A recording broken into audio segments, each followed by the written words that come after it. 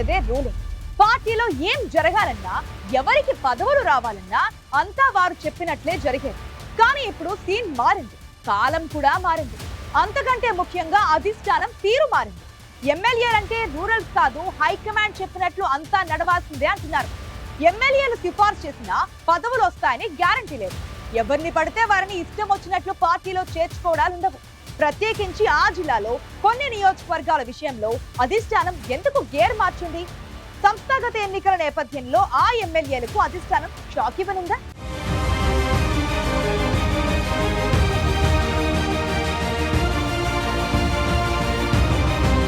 నిన్నటి వరకు ఒక లెక్క, ఇప్పటి నుంచి ఇంకో లెక్క. కూటమి అధికారంలోకి వచ్చిన తర్వాత ఎమ్మెల్యేలు కింగుల్లా మారారు. నియోజకవర్గాల్లో వారు చెప్పిందే వేదం, చేసిందే శాసనంగా ఉండేది. ఇందులో కొత్తగా ఎమ్మెల్యేలైన వారైతే వన్ మ్యాన్ షో చేస్తూ పోయారు. ముఖ్యంగా ఉమ్మడి అనంతపురం జిల్లాలో ఇలాంటి పరిస్థితి ఎక్కువగా కనిపించింది.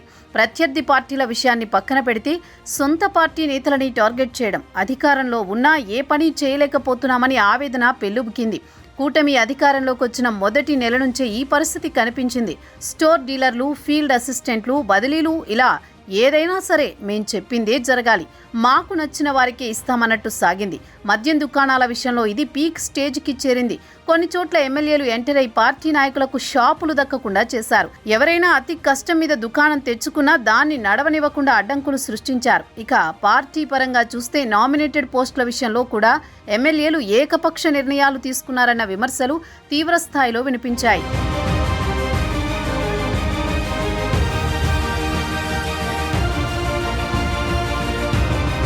నియోజకవర్గాల్లో జరుగుతోన్న వ్యవహారాల్ని పార్టీ నేతలు ఎప్పటికప్పుడు అధిష్టానం దృష్టికి తీసుకువెళ్లినా పెద్దగా రియాక్షన్ కనిపించలేదు. అయితే కాస్త ఆలస్యంగా అయినా పార్టీ నాయకుల ఆర్తనాదాలు హైకమాండ్ చెవిన పడ్డాయి.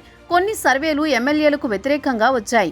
మళ్లీ ఎన్నికలు జరిగితే ఎట్టి పరిస్థితుల్లో గెలిచే ప్రసక్తే లేదన్న ఫీడ్బ్యాక్ వచ్చింది.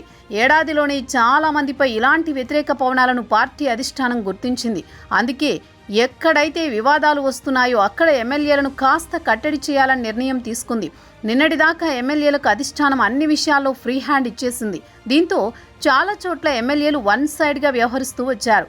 దీనిపై అధినేత హెచ్చరికలు చేస్తూ వస్తున్నా కొందరిలో ఎలాంటి మార్పు రాకపోవడంతో ఎమ్మెల్యేల ప్రమేయం లేకుండానే కొన్ని నిర్ణయాలు తీసుకోవడం ప్రారంభమైంది. రాష్ట్రంలో కొందరు ఎమ్మెల్యేలకు తెలియకుండా ఇటీవల అధిష్టానం నామినేటెడ్ పదవులు అనౌన్స్ చేసింది. దీంతో వారు షాక్కి గురయ్యారు. ఇది జస్ట్ శాంపిలే, ఇలాంటివి ముందు ఇంకా చాలా ఉంటాయనే హెచ్చరికలు అధిష్టానం వైపు నుంచే వస్తున్నాయి. ప్రస్తుతం పార్టీ సంస్థాగతంగా కమిటీల నియామకానికి సంబంధించిన ఎన్నికలు ఎమ్మెల్యేలకు పెద్దగా అగ్ని పరీక్ష పెట్టేలా కనిపిస్తున్నాయి. పార్టీ అధికారంలోకి వచ్చిన తర్వాత తొలిసారి కమిటీల నియామకాలు చేపడుతున్నారు.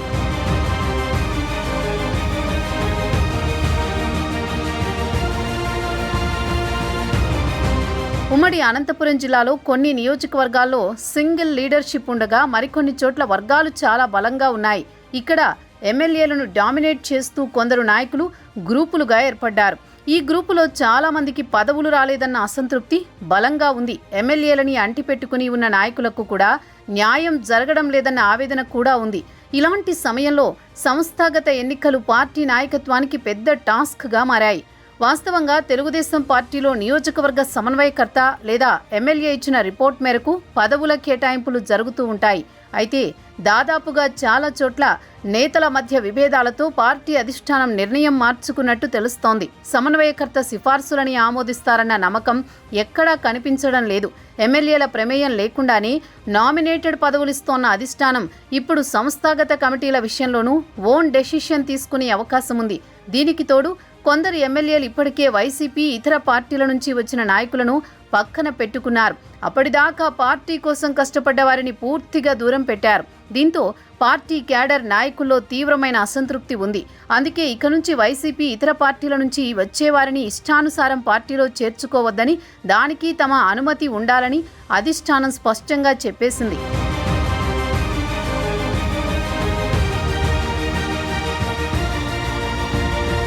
ఎమ్మెల్యేలు క్షేత్రస్థాయిలో తమకు అనుకూలంగా ఉన్న వారికి పార్టీ పదవులు ఇవ్వాలని భావిస్తున్నారు. లేకుంటే నియోజకవర్గంలో తమ పట్టు చేజారుతుందని ఆలోచనతో ఉన్నారు. కష్టపడ్డ వారికి పదవులు ఇస్తామని చెబుతున్నా తమకు అనుకూలమైన వారికే పదవులు ఇవ్వాలన్న ఆలోచనతో ఎమ్మెల్యేలున్నారు. కానీ ఎమ్మెల్యేలు సిఫార్సు చేసిన వారికే పదవులు వస్తాయన్న నమ్మకమైతే కనిపించడం లేదు. అధిష్టానం పక్కాగా అన్ని లెక్కల్ని పరిగణలోకి తీసుకొని పార్టీ కోసం కష్టపడ్డ వారికి గుర్తింపునిచ్చే అవకాశం ఉందని మరికొందరు చెబుతున్నారు. ఇప్పటికే దీనికి సంబంధించిన సర్వేలు ఫీడ్బ్యాక్ తీసుకుందని సమాచారం. ఉమ్మడి అనంతపురం జిల్లాలో 14 నియోజకవర్గాల్లో గ్రూపులు లేని చోట మాత్రమే ఎమ్మెల్యేలు చెప్పిన వారికి పదవులు ఇచ్చే అవకాశం ఉంది. కానీ పార్టీలు 2-3 వర్గాలున్న చోట మాత్రం ఖచ్చితంగా అధిష్టానం ప్రమేయంతోనే పదవుల కేటాయింపులు ఉండే అవకాశం కనిపిస్తోంది. ప్రస్తుతం ఉమ్మడి జిల్లాలో పెనుగొండ, గుంతకల్లు, సింగనమల, అనంతపురం, కొంతమేర పుట్టపర్తి వంటి నియోజకవర్గాల్లో వర్గాలు బలంగా కనిపిస్తున్నాయి. ఇక్కడ ఎమ్మెల్యేల సిఫార్సులను పరిగణలోకి తీసుకునే అవకాశం లేనట్టే కనిపిస్తోంది. అసలే వర్గాలతో సతమతమవుతోన్న చోట ఎమ్మెల్యేలను కాదని పదవులు తెచ్చుకుంటే మాత్రం అక్కడి వారికి బ్యాడ్ టైం స్టార్ట్ అయినట్టే. మరి సంస్థాగత ఎన్నికల్లో ఎమ్మెల్యేలకు అధిష్టానం షాక్ ఇస్తుందా, లేకపోతే ఈసారికి వారి సిఫార్సులతోనే పని కానిచ్చేస్తుందో చూడాలి.